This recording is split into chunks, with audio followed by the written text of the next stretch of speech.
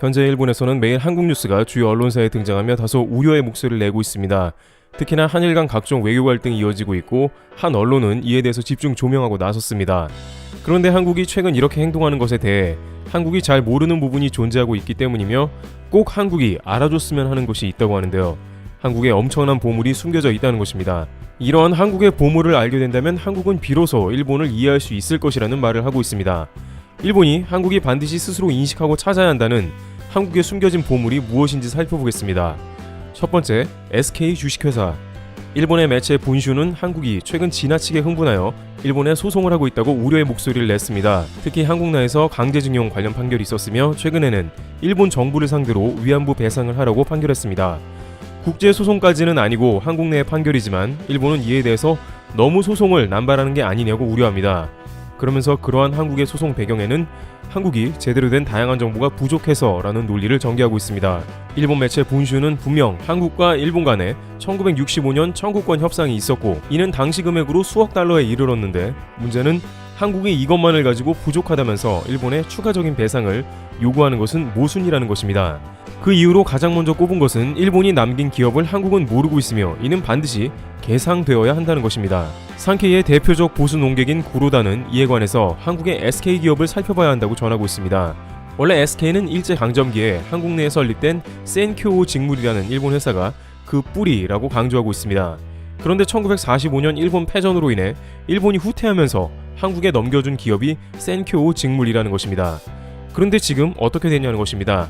SK는 일개 계열사인 SK 하이닉스조차 세계 최고의 반도체 회사가 되었으며 한국의 최대 통신사 그룹을 가지고 있으며 그야말로 한국의 3대 재벌 회사로 한국을 먹여 살리고 있다는 것이죠.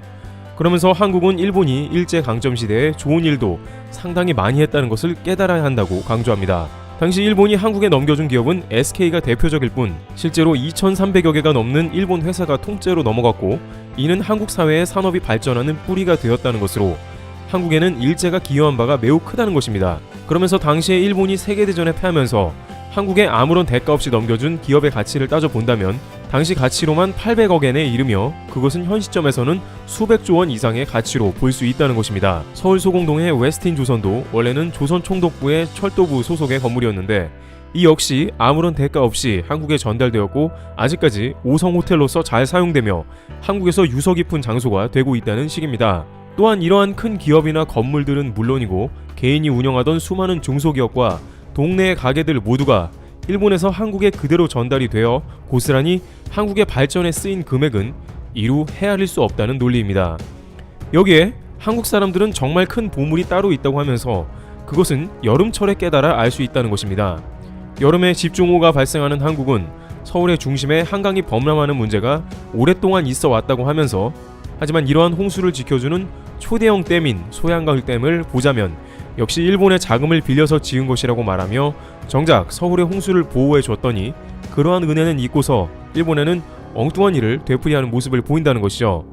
여기에 인프라라고 하면 한국 전역에 깔린 일본이 놔준 철도나 도로 등까지 일일이 언급하기엔 너무 많다는 것입니다. 따라서 한국은 일제강점기에 있었던 각종 문제를 이제 와서 1인당 1억 원이라든가 하는 식으로 문제 삼는 것은 한국 안에 숨겨진 막대한 보물과 같은 일본의 회사들을 인식하고 있지 못해서가 아니냐는 논리를 펴고 있습니다. 이러한 일본의 주장은 한국에서 황당하기 그지없는 식민지 근대화 이론으로 논할 가치조차 없다고 여겨집니다만 최근 일본에서 이렇게 오래된 식민지 이론을 들고 나오는 이유는 정작 따로 있다고 판단되고 있습니다. 두 번째, 일본. 심상치 않은 국제 상황 인식. 일본에서 한국 보고 사실은 일본이 한국에 남긴 재산은 훨씬 많다며 느닷없는 이야기를 하고 있는 원인은 이러한 한국의 소송 움직임이 오히려 역효과가 있는 것으로 실제 국제 재판에 가면 패할 확률도 적지 않다는 것입니다.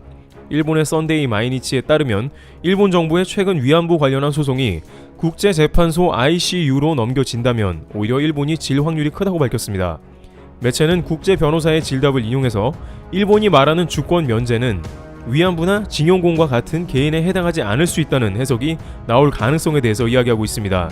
이렇게 개인의 손을 들어주는 것은 단순히 법리 해석뿐만 아니라 개인의 인권 문제가 최근 수년간 훨씬 중요시되었으며 독일의 소녀상 문제만 해도 독일 시민단체와 개인들이 들고 일어나 독일 정부조차 사실상 포기한 것만 보더라도 일본에는 좋을 게 하나도 없다는 것입니다. 국제적으로 일본의 만행이 알려져 이미지가 상당히 나빠진다는 것입니다. 최근의 한 사건을 보면 일본이 얼마나 이런 일을 경계하고 있는지 잘 나타내주고 있는데요. 영국 런던에서는 일본 레스토랑인 스고이 재팬이 우길기를 사용해 런던의 한인들이 항의를 하게 되었습니다. 그러나 해당 회사는 우길기는 단지 문화를 나타내고 있으며 절대 회사 로고를 바꿀 생각이 없다고 대답했습니다. 만약 이것이 영국인들이 불만을 제기했다면 고쳤을 수도 있지만 한국인들만 항의를 하니 사실상 묵살한 것입니다. 그러면서 공식 인스타그램 등에 올라오는 한국인들의 항의 댓글은 모두 차단해버리는 모습도 보이고 있습니다. 하지만 런던 한인사회에서는 영국의 BBC와 런던의 칸 시장 등 해당 문제를 급격하게 알리고 있다는 것입니다. 어떻게 보면 해외의 작은 식당 프랜차이즈에서 벌어진 일임에도 일본 당국은 해당 뉴스를 빠르게 알아챘습니다. 일본에선 이렇게 국가의 이미지가 나빠지는 것을 상당히 경계하기 때문에 빨리 손을 써야 한다는 것입니다. 지금까지 일본은 이런 문제를 국가 간의 로비를 통해 뒤에서 조용히 해결하는 방식을 취해왔던 것입니다.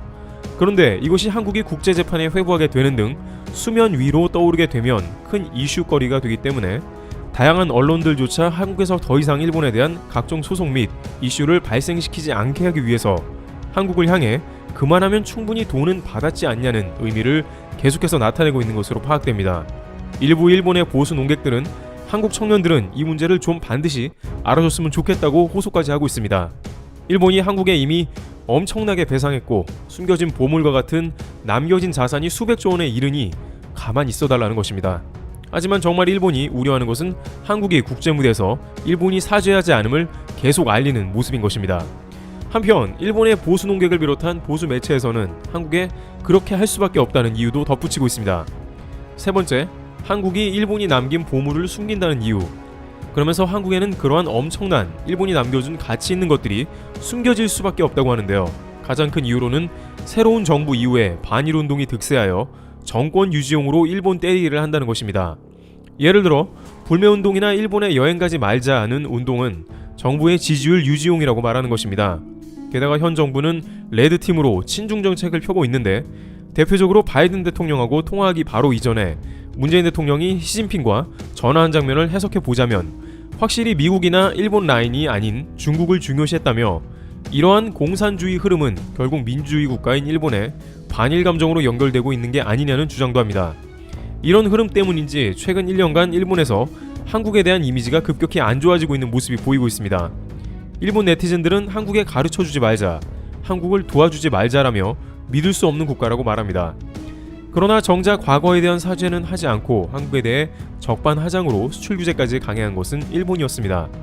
또한 이러한 모든 행동은 일본이 결국 과거에 대한 제대로 된 사죄를 피하기 위한 것임이 드러나고 있습니다. 그러나 국제사회에서 한국의 영향력은 커지고 있으며 이제 더욱 일본의 과거사 문제에 대해서 국제 무대에 서서 한국은 목소리를 크게 낼 수 있는 자리에 오고 있기 때문에 더 시간을 끌수록 일본 당국은 곤란하게 될 것입니다. 독일 메르켈 총리는 아베 면전에서 그릇된 역사인식을 꾸짖으며 과거와 마주해야 한다고 강조한 바 있습니다. 일본 언론은 한국에 수백조 원을 남겼다는 궤변은 멈추고 주변국에 제대로 된 사죄를 해야 한다는 의견이 제기됩니다. 트래블 튜브 여기서 마치겠습니다. 감사합니다.